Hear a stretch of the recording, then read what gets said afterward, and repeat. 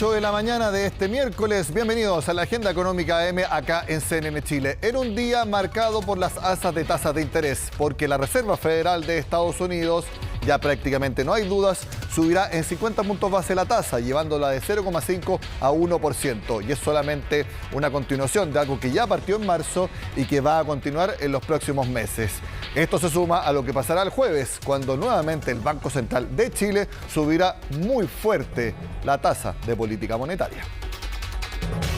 A pesar de que el Banco Central adelantó que las próximas alzas de tasas serán menores a lo ya realizado, el contexto económico ha ido cambiando y justamente por eso el Grupo de Política Monetaria recomendó subirla en 150 puntos, ubicándola en 8,5% desde el jueves. La diferencia entre 100 y 150 puede no ser tan significativa, sino que el mensaje es que se necesita continuar con el proceso de endurecimiento de la política monetaria para poder volver a anclar las expectativas dentro de lo que es el rango del objetivo del Banco Central.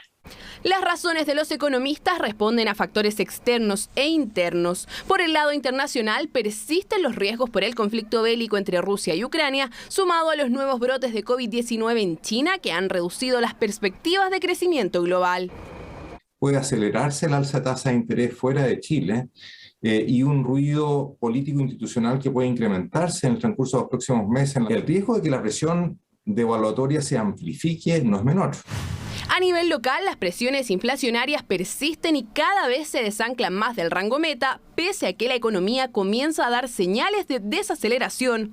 Este viernes se conocerá el dato de IPC de abril y hay consenso en que bordeará los 2 dígitos en su medición anualizada. Asimismo, la incertidumbre originada en el proceso constituyente se mantiene. Que todas las proyecciones apuntan a una desaceleración, pero son proyecciones todavía.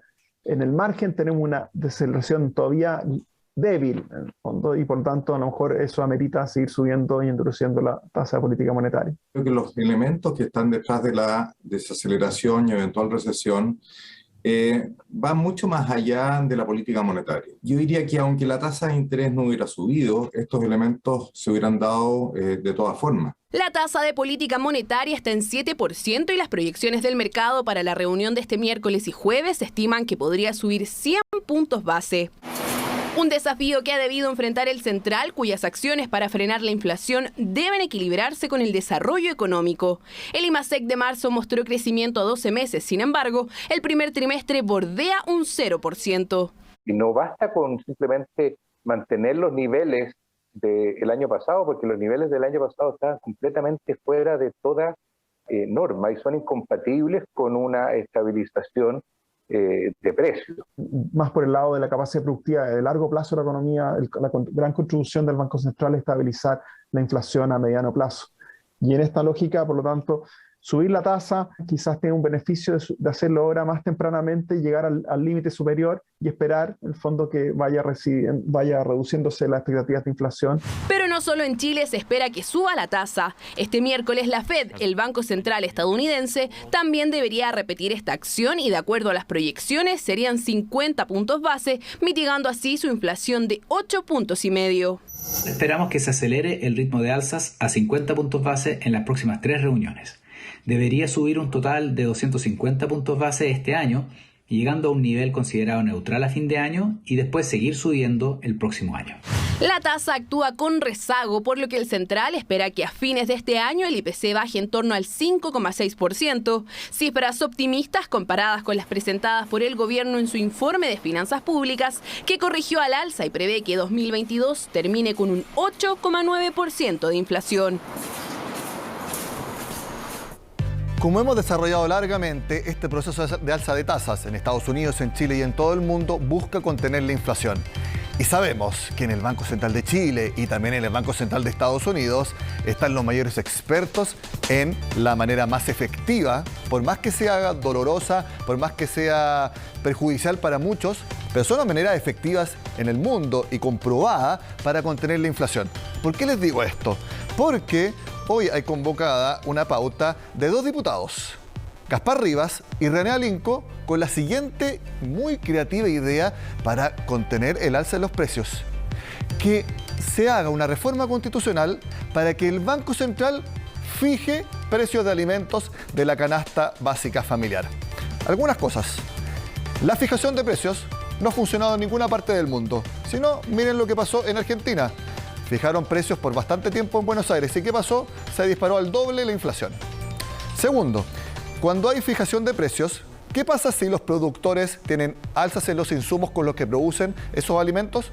No van a producir, porque ¿para qué van a producir si los costos, al no poder subirlos, no alcanzan a cubrir sus propios costos de producción?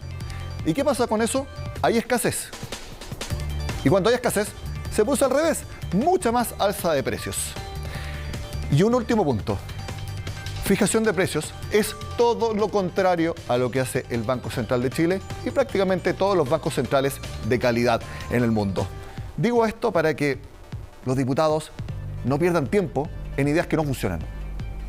Asesórense con expertos y que vean la evidencia de verdad, no solamente con cosas creativas o que muchas veces pasa en Chile, con voluntarismo o tincada de que podría funcionar. En verdad, no pierdan tiempo en eso y podrían dedicarse a cosas mucho más útiles y efectivas para mejorar la calidad de vida de los chilenos. Cambiamos de tema porque el gobierno presentó ayer el informe de finanzas públicas y, entre otras cosas, redujo la proyección de crecimiento de nuestro país a 1,5% para 2022. Esto lo pone en línea con la misma proyección del Banco Central y también con el Fondo Monetario Internacional. Otro punto muy importante es que se elevó la proyección de inflación a un acumulado de 8,9% para 2022. Veamos lo que dijo al respecto el ministro de Hacienda. Nosotros acá estamos adoptando estimaciones considerablemente más moderadas, con un crecimiento del producto de 1,5% este año, una caída de 1% en la demanda interna y, por supuesto, ya vamos incorporando lo que es la mayor inflación. Son 2 puntos de diferencia, es bastante significativo. Y especialmente significativa es la diferencia en la demanda interna, porque la demanda interna es un determinante más importante de la recaudación que el PIB, ¿cierto? Por el peso que tiene el IVA en la recaudación. Entonces ahí tenemos una diferencia de 3,5 puntos.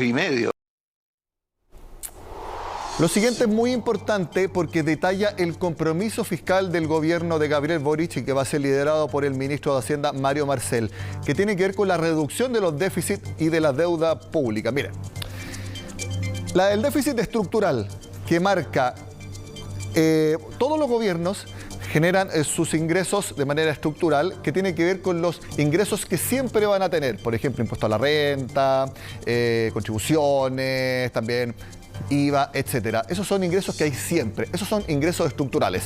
Y los gobiernos también tienen gastos estructurales, que son gastos siempre. Pensiones, subsidios que se mantienen, etcétera. Déficit estructural es cuando con esos componentes se genera más gasto que ingreso. Pero estarme explicando correctamente. ¿Cuánto se espera que sea este año? 3,3% respecto al PIB. Bueno, ¿cuál es el compromiso del gobierno? Que ese déficit, que es el más importante, vaya bajando en 0,75 puntos por año. Entonces, si ahora en 2022 va a ser 3,3%, la idea y el compromiso es que en 2023 sea un déficit de 2,5 puntos. Y así ir bajando. Según los analistas, es un compromiso exigente, pero es lo que ha establecido el gobierno de Gabriel Boric. El déficit efectivo tiene que ver también y se incorporan gastos que pueden ser de una sola vez. Si hay alguna contingencia, si volvemos a estar en cuarentena, ojalá que no, y se vuelven a establecer, por ejemplo, ingresos familiares de emergencia, eso entra a déficit efectivo porque no es un gasto estructural, no es un gasto para siempre, sino que es solamente durante un año y por eso el déficit es mayor, 7,7%. Espero haberme explicado de manera clara. Bueno, sigamos con los compromisos porque el siguiente es muy importante, que es hasta qué cifra va a llegar la deuda bruta que ha subido mucho en el último tiempo. Y esto es lo que proyecta el gobierno de Gabriel Boric. El próximo año llegaría a 41,6%. Y así sigue subiendo, 42,9% en 2024, 43,9% en 2025, para llegar a 2026 en 43,9%, igual que en 2025.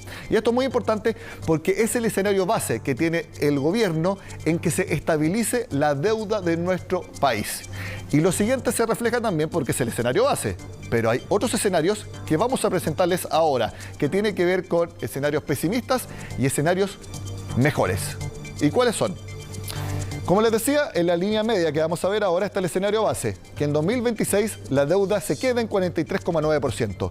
Si el crecimiento de Chile es mayor y el gobierno logra gastar menos de lo que tiene presupuestado, hay un escenario optimista de que Chile no se endeude tanto y llegue la deuda bruta a 42,8% respecto del PIB en 2026.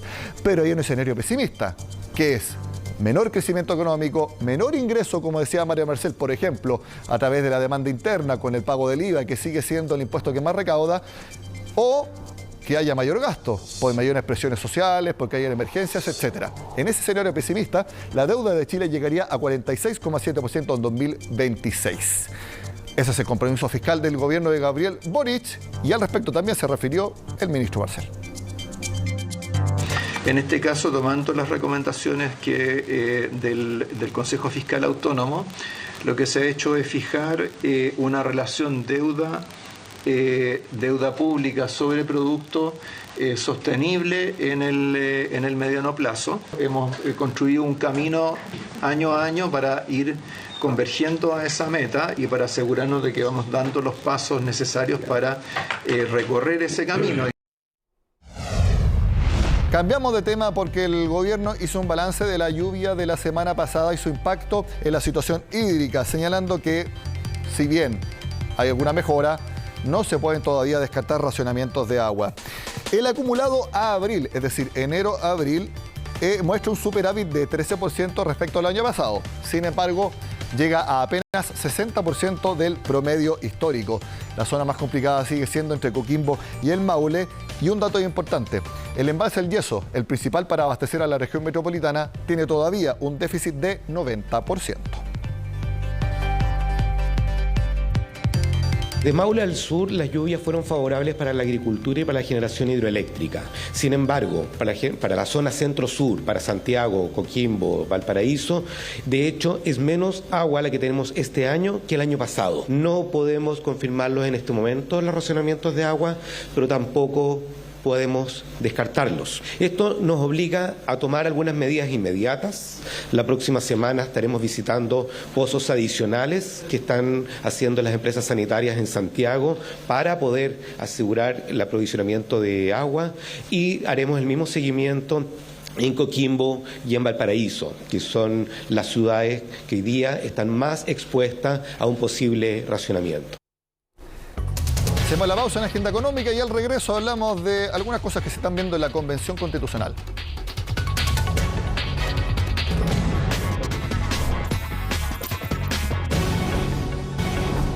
Seguimos en la agenda económica y hablamos de normas de la Convención Constitucional que ya pasaron al borrador de la nueva Constitución, específicamente sobre el Banco Central. Veamos un resumen.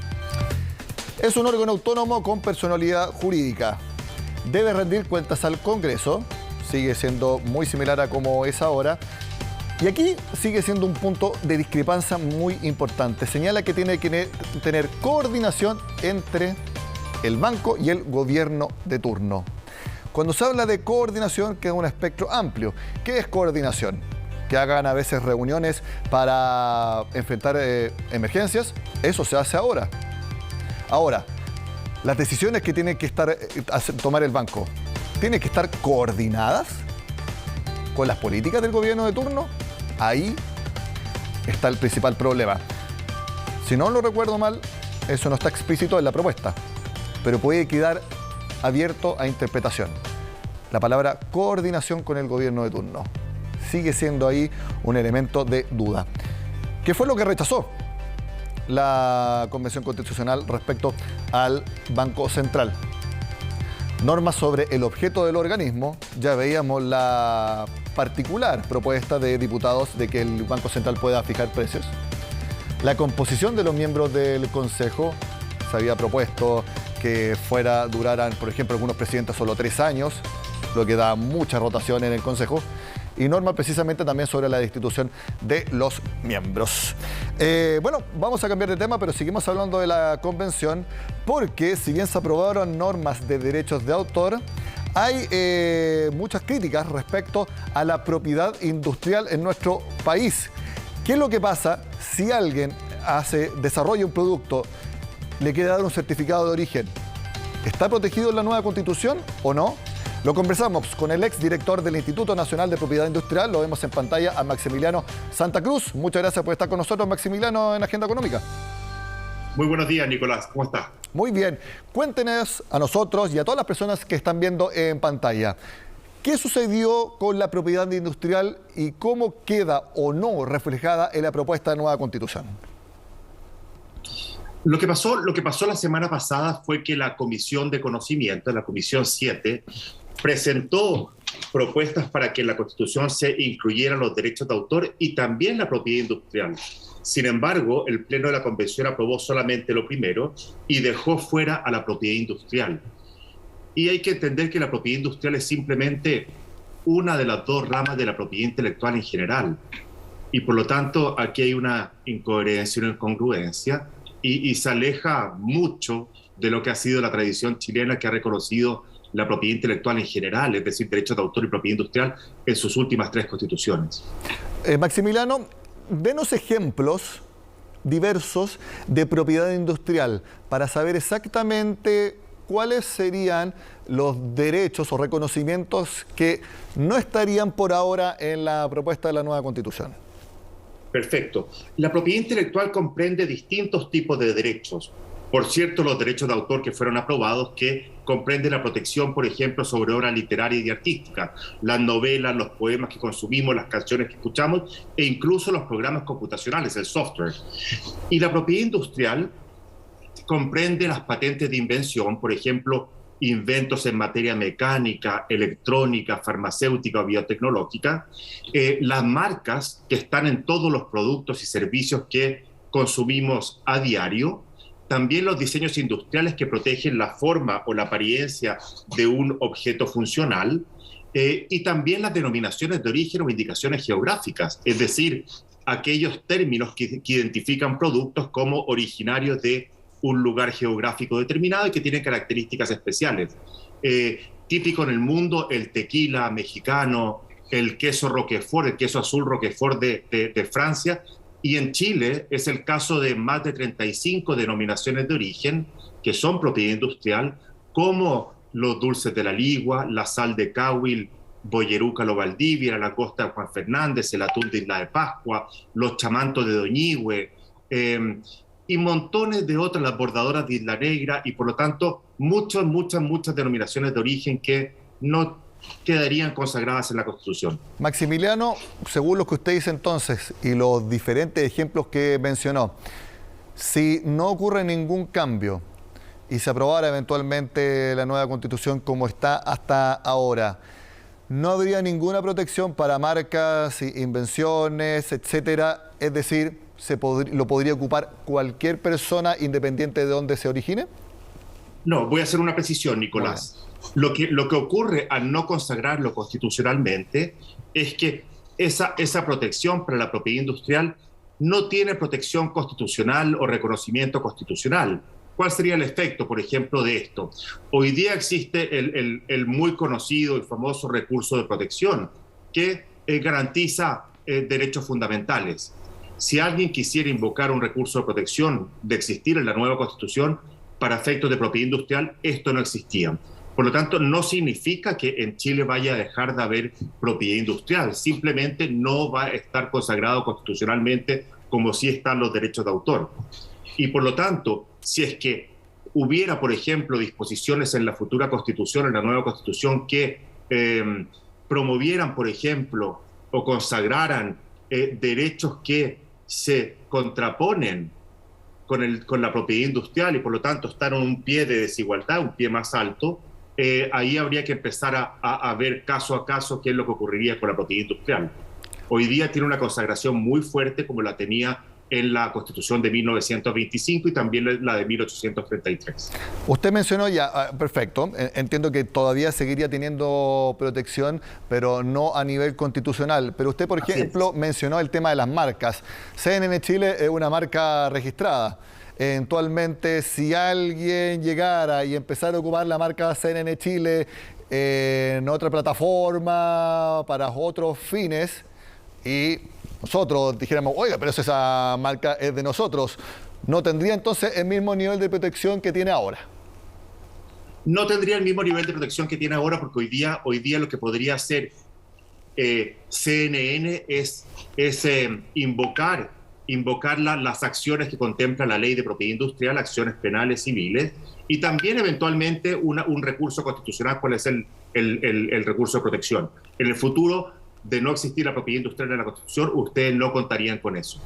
Ahora, lo que usted menciona, Nicolás, es muy importante, porque muchas personas piensan que, a diferencia de los derechos de autor, que tendrían que ver más bien con autores, artistas, intérpretes, ejecutantes, piensan que la propiedad industrial simplemente tiene que ver con grandes industrias, grandes empresas multinacionales, cosa que no es así. En Chile se piden más de 50.000 marcas al año, y la mayoría de ellas son pedidas por personas naturales y también por pymes. En el caso de las patentes de invención, la mayoría de los solicitantes son también personas naturales por sobre las universidades y las empresas. Y en el segmento de empresas son pymes quienes principalmente piden patentes de invención. Y ya le di el ejemplo de las denominaciones de origen, que ellas pertenecen a asociaciones que son normalmente rurales, agrícolas, pobres, y que por lo tanto no han tenido una organización tan fuerte como la tuvieron los autores, artistas, intérpretes para defender la inclusión de los derechos de autor en la Constitución. Lo mismo es el caso de las marcas, que como acabo de decir, es un aspecto, es un tema, es un tipo de propiedad intelectual bastante más difuso, más transversal que los derechos de autor, que sí tienen organizaciones fuertes, muy bien organizadas, y que para suerte de ellas, y muy correctamente, se lograron que se incluyera en la Constitución. A juicio suyo, si hay una menor protección legal para nuevos inventos, para licencias, para desarrollos innovativos, porque yo estoy de acuerdo con usted, cuando se habla de propiedad industrial se queda mucho con el concepto de industria como si fueran grandes empresas, enormes holdings, y no, es solamente un concepto nomás. Industria, cualquier persona puede hacer una innovación y quiera patentarla. Así es. ¿Usted cree que hay un desincentivo a desarrollos si es que se baja el umbral de protección en la ley? A mí lo que me llama la atención, Nicolás, es que hasta donde recuerdo, los últimos 2 ministerios que se han creado en Chile son los de Cultura y Ciencia, Tecnología, Conocimiento e Innovación. Y por lo tanto, en un país que quiere insertarse o integrarse a la sociedad del conocimiento, donde ha puesto a la innovación y la cultura como una área prioritaria, donde el nuevo gobierno ha dicho que quiere elevar el presupuesto para ambas áreas, creo que a 1% en cada uno, haya habido tanta dificultad en la convención para incluir a la propiedad intelectual. Como le decía, logró dejarse el derecho de autor gracias a la muy buena organización de los autores, no así para la propiedad industrial, por lo tanto la señal no es buena. Aquí estamos yendo en contra de lo que ha sido la tradición chilena, va contra lo que es la tendencia mundial y va en contra de lo que yo considero, Nicolás, que es una política o ha sido una política de Estado para Chile. Muchas veces se habla que las relaciones exteriores sobrepasan o están por sobre los gobiernos. Yo tuve la suerte de dirigir el Instituto Nacional de Propiedad Industrial durante 4 gobiernos y prácticamente no se notaban cambios. O sea, aquí había una mirada de largo plazo donde todos estaban de acuerdo en lo que se estaba haciendo. Le pongo como ejemplo que en la próxima semana entra en vigor probablemente la más grande reforma que se haya hecho a la ley de propiedad industrial en los últimos 17 años. Y un mes después entra en vigor un gran tratado multilateral, el Protocolo de Madrid para el Registro Internacional de Marcas, que va a facilitar la protección de las marcas chilenas en el extranjero. Ambos proyectos de ley fueron aprobados por el Congreso por abrumadora mayoría. Y por lo tanto, no veo una consistencia, una coherencia con lo que está pensando el país, lo que ha sido los últimos años, con la discusión que ha ocurrido en el Pleno. Yo escuché que el tema de propiedad industrial no había sido discutido suficientemente en la Comisión de Ciencia, pero no me parece una buena justificación. Esto no puede significar que si una comunidad no defiende suficientemente un derecho fundamental, porque lo es, está incluido en la Declaración Universal de los Derechos Humanos, esto vaya a quedar fuera. Creo que es responsabilidad de los convencionales haberse dado cuenta de que se está dejando algo fuera que es muy importante y lo ha sido para la historia de Chile. Y algo muy lógico, quería decirle que algo muy lógico es que si una innovación, una patente, una marca, si tiene menos protección, también vale menos. Y eso es una correlación 1 a 1 que es muy importante tener en cuenta en esta discusión. Vamos a ver cómo se desarrolla finalmente y lo que queda de propuesta para la nueva Constitución. Maximiliano Santa Cruz, exdirector del Instituto Nacional de Propiedad Industrial. Gracias por estar en Agenda Económica. Buenos días. Muchas gracias, muy buenos días y gracias por la invitación. Gracias a usted por estar con nosotros. Son las 8:29, terminamos Agenda Económica, pero recuerden, hoy la Fed de Estados Unidos va a subir la tasa de interés. Todo en análisis lo